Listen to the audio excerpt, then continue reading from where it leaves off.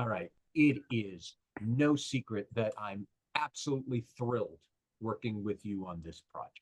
We Absolutely. love you, Jay. I'm a horror movie lover. I'm a horror movie lover. And so when you came to me with My Ghosts, okay, I was sold. And then this gorgeous lilting music and this gothic plot line, and it's all a musical. Oh, my favorite things in the world are musicals and monsters. And there they are. Uh-huh. Tell us about you guys and tell us about this show. Lay it on me. Well, My Ghost is a gothic musical. It's a labor of love we've been working on for almost 4 years, and we've Takes been time. yeah we've been married for 12. Yeah. And making art since the beginning, since the day that we met, since we were shooting like little horror shorts and shooting little on our phone like the day we met. So that was kind of like our first date. And now that we're married, we've moved on to horror musicals, and that's kind of the next step in the relationship. Which is a natural transition if you know us for it to go this direction.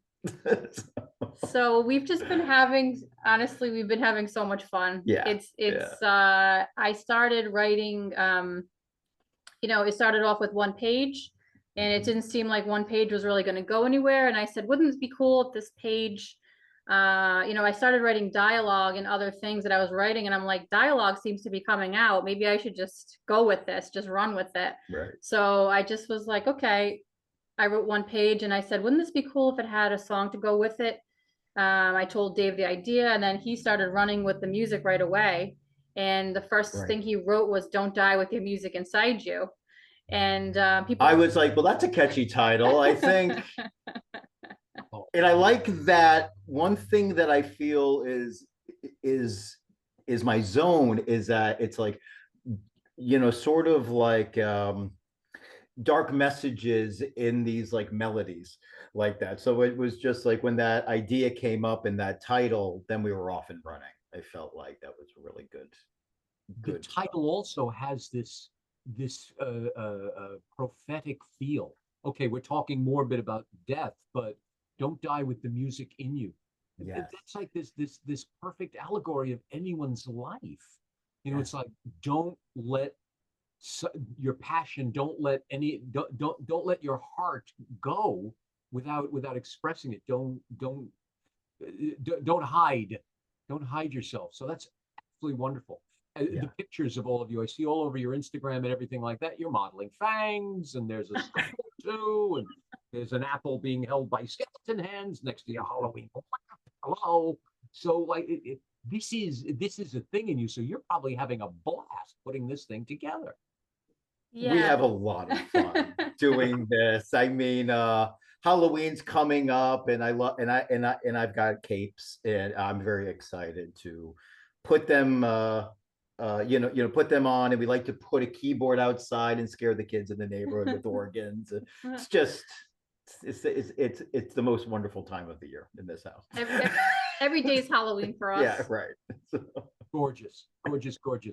And considering we're seeing this October 27th. Now, Erica, you answered a question there. I was going to ask which came first, the music or the book, and it seems the book came first. The story was coming first. Well, we kind of wrote it simultaneously, which was a tricky thing to kind of do as we were doing it, but the idea Erica had, and as I was reading it, I became so inspired that I was like, so what's this scene gonna be about? And then we just kind of started putting it together. What works out great is she writes upstairs, and I've got the baby Grant here, so it's nice that she's upstairs, I'm downstairs, and then later on when we have tea or whatever, we come together and we sort of talk about what we're working on. We have meetings, very official meetings. Very official in this house. Of course.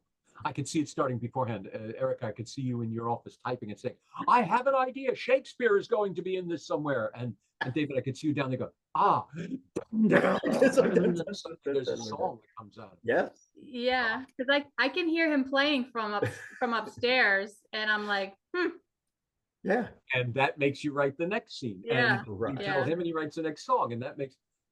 Gorgeous, gorgeous, gorgeous. Okay, I'm asking this question for myself also on this level.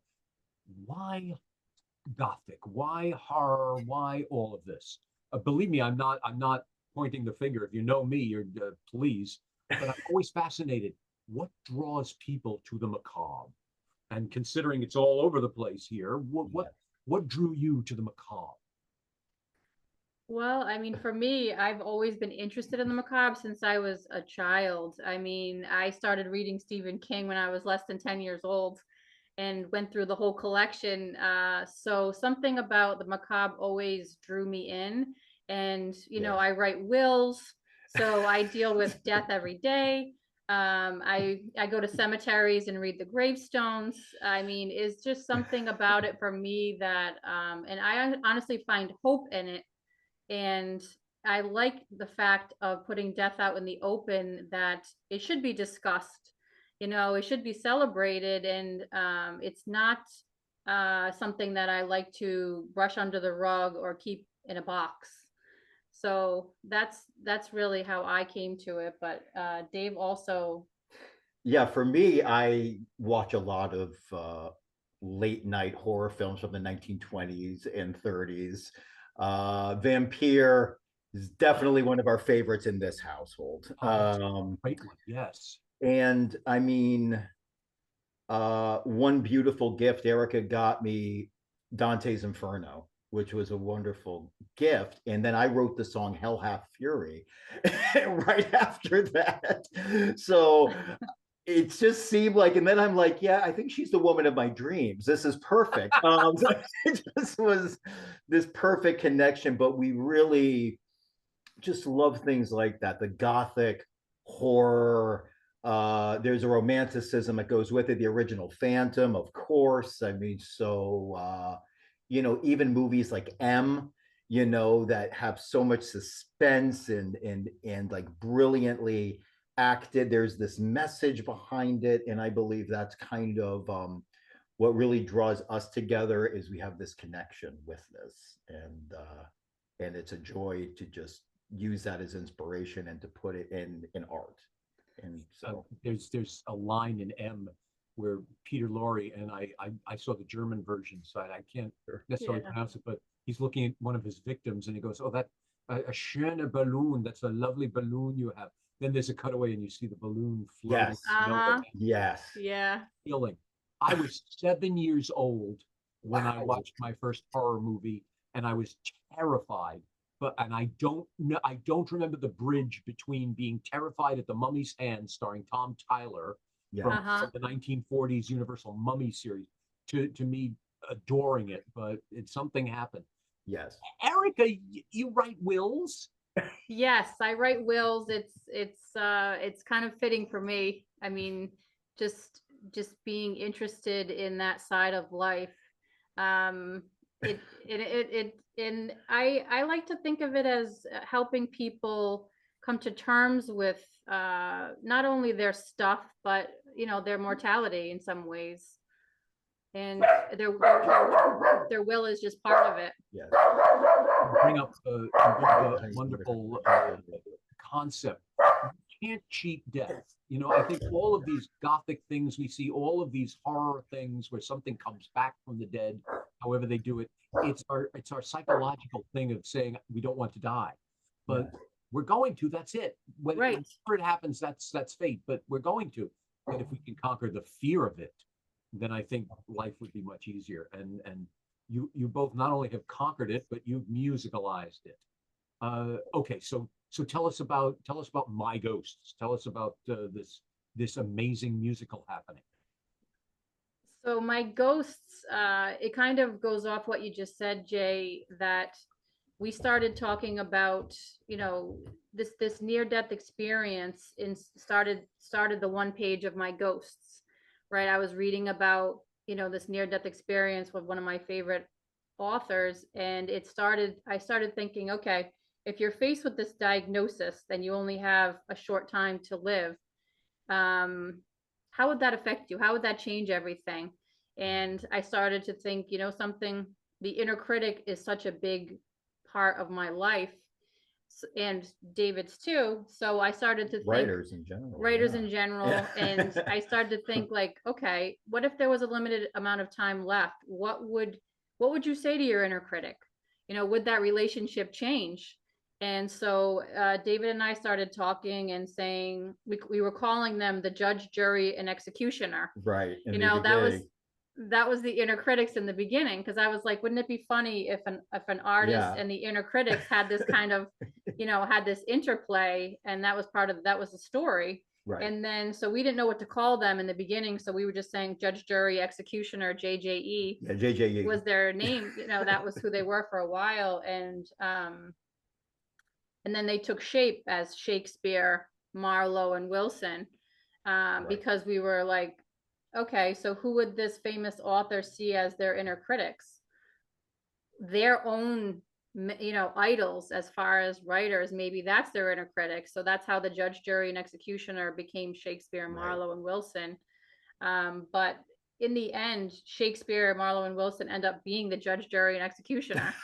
So they put the main character on trial anyway, because we were thinking like, well, we need a trial scene. This is Well, there has to be a trial It's when you M. have a great lawyer like Erica. And then she's like, "All right, the trial scene." I said, "I'm sure it's going to be fabulous." And I already started I wrote the music and I had it. I was like, okay, this is a great scene. It's coming right from a lawyer. So it's a little bit of a kangaroo court. Yeah. Okay. Yeah. So it's a good description. I'm a Shakespeare junkie, so I'm asking selfishly also, why these three individuals? Why are they the critics? So in real life, the first idea for the story, even though the story is totally original and made up and fantastical, it was inspired by reading something about Anthony Burgess. And he's one of my favorite authors. And I was thinking, you know, who would Anthony want as his, you know, who would he have as his inner critics? He wrote books about Shakespeare, he wrote about Marlowe, and, you know, Wilson was the famous musician of Shakespeare. And Anthony, you know, had this thing where he wanted to play music.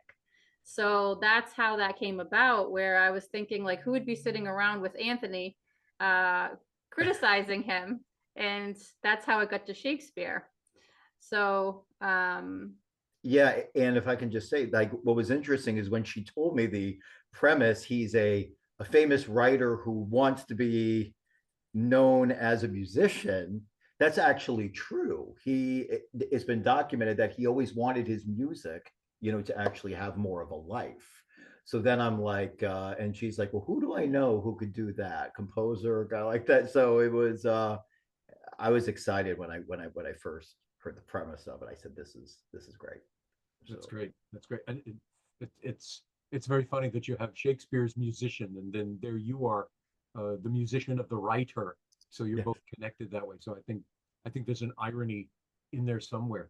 Yeah. Now this is an auspicious occasion that we're going to be at Open Jar on the 27th, because this is the premiere of the music has been done at certain venues at certain times, and it's gotten rousing reviews. It's gotten wonderful commentary. But this is the premiere of the book, or this particular version of the book? Yes. This is a premiere of the book. So we've done 2 showcases of the music, but this will be the first time that the dialogue. We had a reading, but that was just among, you know, actors in Providence. Correct. Right. So this is the first time we're hearing the book. All right, Madam Macabre Lawyer. How do you feel about that? Actually, I'm gonna go in reverse. David, how did you feel when the music? Now, even though you're playing, so you're involved in it. Yeah. How did you feel when you first premiered the music? When you took your child to school and handed him to your own judge and jury? How did you feel? So I've been performing like all over the world as a piano entertainer for many years and fronted bands. But I always say, before we did the New York one, I was in the green room downstairs and I could not wait. I was there like looking up. I was so ready. I felt so comfortable with what's been created, where we're at. and excited to share it with everybody there at like Don't Tell Mamas. And they were so wonderful, so supportive. Everybody was excited. So there was an energy in the room. And I just remember sitting there like going, just any minute. And I couldn't wait. And the reviews have been wonderful. And we're just so grateful and happy, everybody. It's so funny because in my head, when you said I was there in the green room, I expected to hear what I always hear. I wanted to throw up. I was terrified. But you were like, no, get it quick. Are they going? No. Here we go. Yeah. Excellent. All right, Erica, you're about to send your child to school. Are you as excited?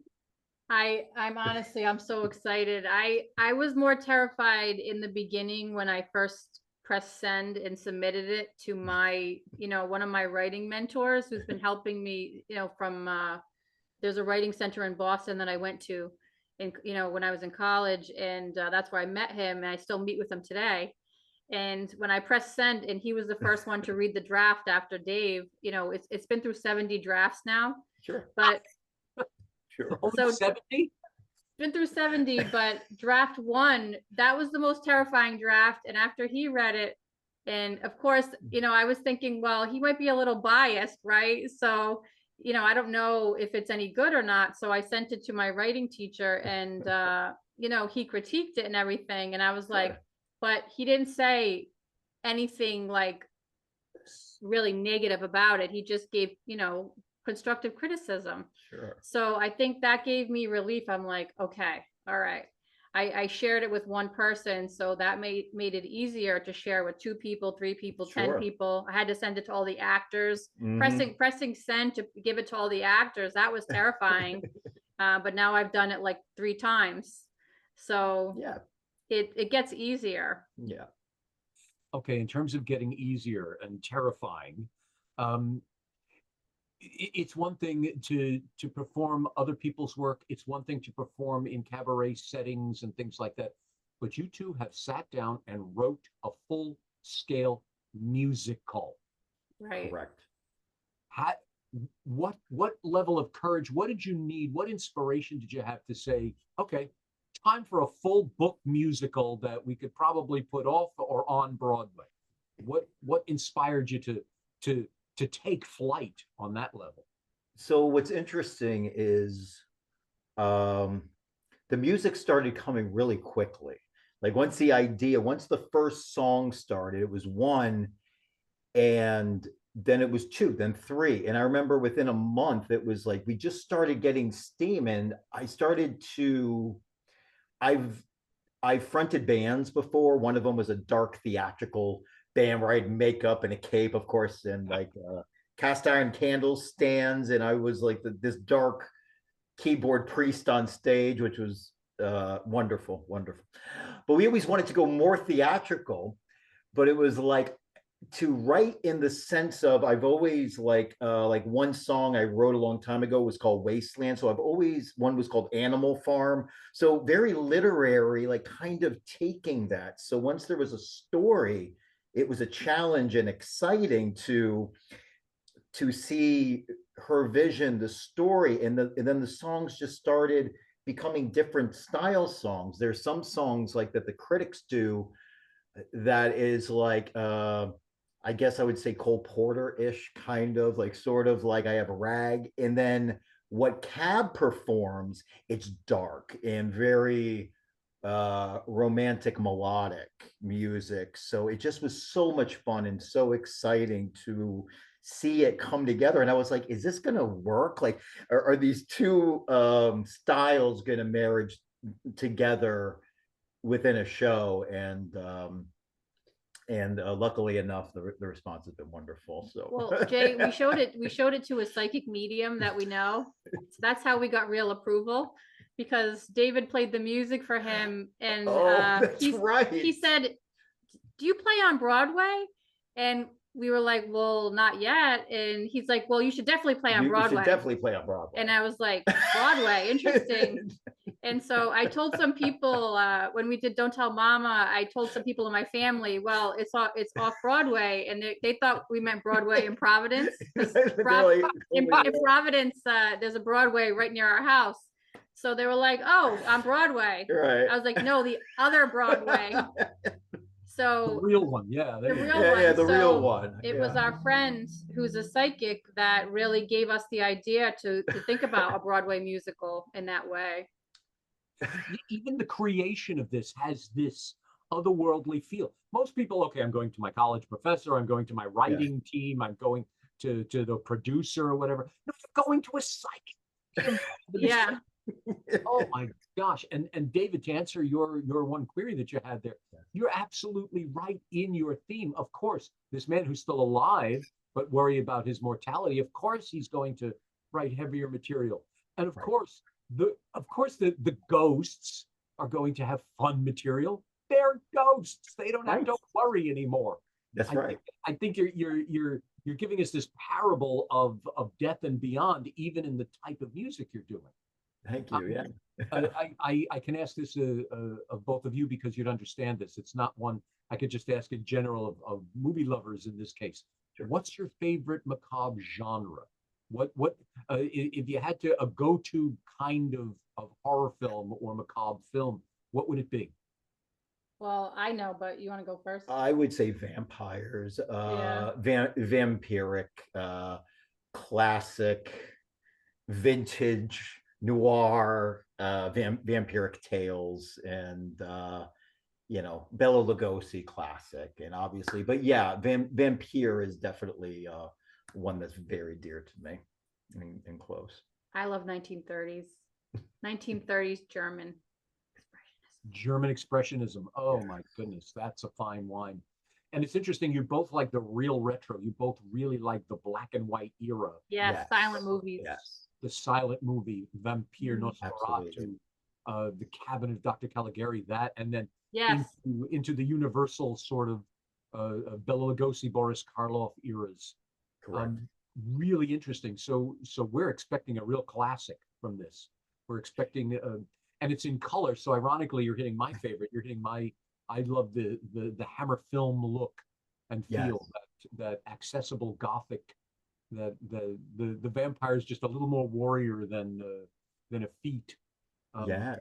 But you're hitting that real classic. That yeah, like in right. Yeah, like Christopher Lee and Vincent Price, and then they kind of going into that. And I love the way the color, there was color, but it was like a muted color. It was a little bit, it wasn't quite like technicolorly vibrant, but just this beautiful kind of, so almost that, a painting, almost sort of a painting. Exactly. They did it. Exactly. And that's what we're going to get. We're going to get that beautiful swath, that gorgeous look, and that great, and it's such an innocent thing when you look back on Bela Lugosi and even Max Schreck and all of that. You're looking at an innocence in terms of the character. Nowadays, everything's draped in leather, and there's so much, vampires sparkle. Don't get me started. I'm with you. You're going back to that classic, the real beginnings of it. Excellent. Okay, so give us details. Where, when, and where, and everything else. I've been saying October 27th, but give us all the details. Okay, October 27th. It's a Monday. Mm-hmm. We have 2 showings, one at 3 p.m. and one at 6 p.m. And we're at Open Jar Studios, and that is right on Broadway. Right. And we're taking RSVPs for those events. And basically, we're looking for producers and investors to start taking on the next leg of the show, because we've done a lot of the development ourselves. So, and it's open to the public also. So if someone, if the horror film lover, and a scant few days before Halloween, so you're handing us this preamble, which is great. What are you going to do at Open Jar? Because that's a very bright studio. What are you going to do to give it the macabre look? Have you thought about that? Well, who knows? We might have a few smoke machines up our sleeve. That's exactly what I was thinking. I was thinking smoke would be, well, maybe some muted light, give it, like in horror film lighting. Yeah, the horror film lighting. How it has a little hint of blue, maybe, or something like yeah, the cast is going to be pretty gothic. Yeah. Too. Yeah. you had me with Smoke Machine because I suddenly realized, how do you take a rehearsal performance studio, the generic studio, and turn it into a universal soundstage with smoke? So now your audience is sitting there and they're going to be immersed in this smoke, and the lights will be dimmed. So it's almost immersive when that cast comes out all cloaked and properly costumed. They're sitting there right there in the composer's studio as he's turning out this magnum opus. You're really, the audience is actually there the way you're setting this up. Yeah, Exactly. Excellent, excellent. Oh, going to be very exciting. Now you're saying you want producers. Yes, it's open to the public, and we're looking for industry. In your perfect world, really thinking, dare I say, reality. Where should this go now? What's the next step for this musical? We'd love to see an off-Broadway production. Yes. Okay. Okay. The script is ready and everything, but you'd like to start off Broadway. You'd like to give it that maybe open end, but definitely limited run at an excellent off Broadway house to gather attention. Yes. Yeah. Sort of like, and I'll put it in this corner also with Little Shop of Horrors, which ran forever off Broadway, and now suddenly it's a big Broadway show with revival after revival. So My Ghosts might be the next one. You never know. Very cool. And speaking of next ones, what's next for both of you? All right, these ghosts are playing happily now. What's the next thing rising from the coffin of your imagination? Well, the really exciting thing is that we've already been discussing other ideas, and it's like you've already started writing down. I've already started recording some music.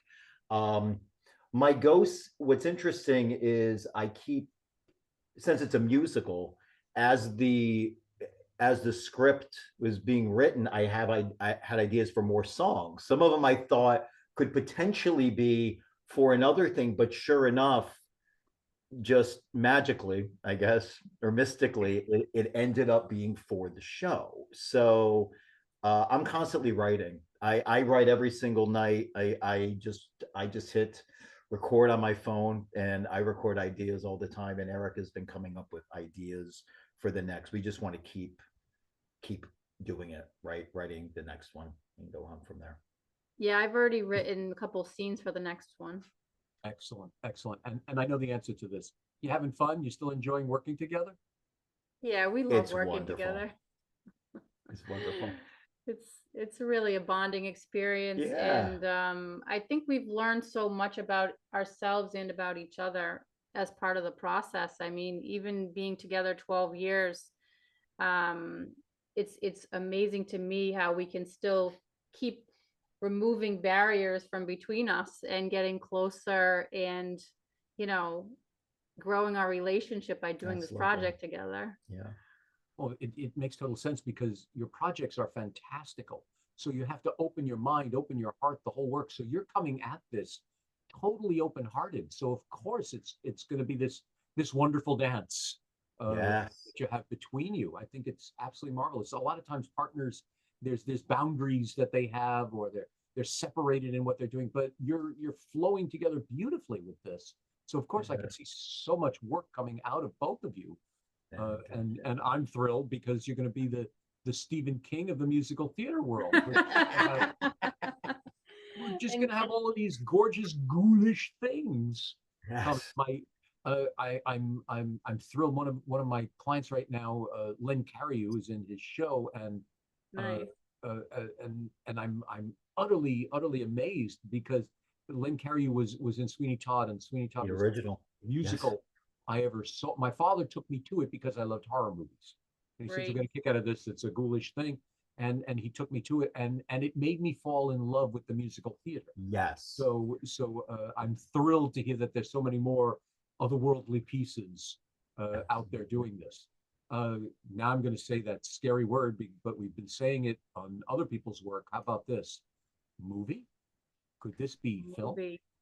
Well, that was really the first thing that we worked on. Like I said, was a bunch of little horror shorts that we were, I was writing a small script, and David performed the script, and I was using my phone to film it in an abandoned building behind our house. We were using some sort of old filter app when it first came out, and we're trying to look at it where it looked like a Super 8. I mean, it was just, So it was great. And we have made short horror films with his music before, and submitted Right. submitted them to competitions and everything. So Black and white, of course. black and white. And they were pretty surreal. I think that would be a natural step. I think so. I feel that would be a natural step for us. Absolutely. Excellent, excellent, excellent. So there's going to be a movie version of this. Excellent, excellent, excellent. Look at the star here. David, there's a quickie question before we sign off. There's a quickie question, Erica. I'm glad you said that. I've done this very rarely, where I've performed in a show that I've that I produced or directed or something like that. Sure. What's the obstacle there, Erica? You somewhat have it easy. You can, okay, I'm sitting back. Let me watch this work. David, there you are. You can't sit back. You have to be on. Are there obstacles in that, or is it still pure joy?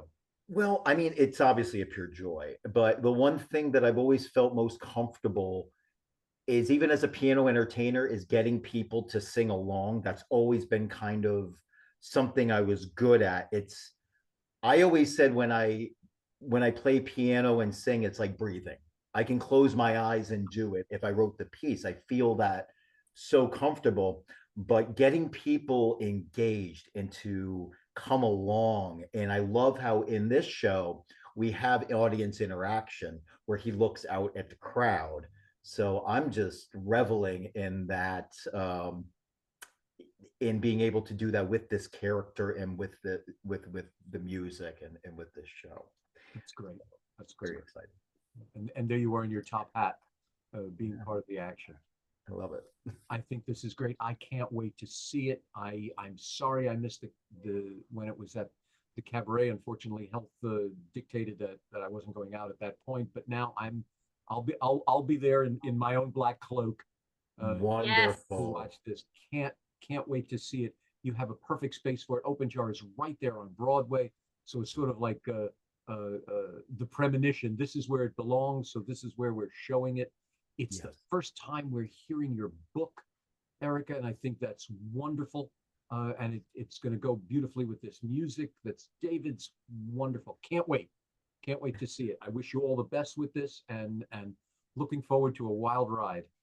Thanks so much. Thank you so much, Jay. Jay. My pleasure. My absolute pleasure.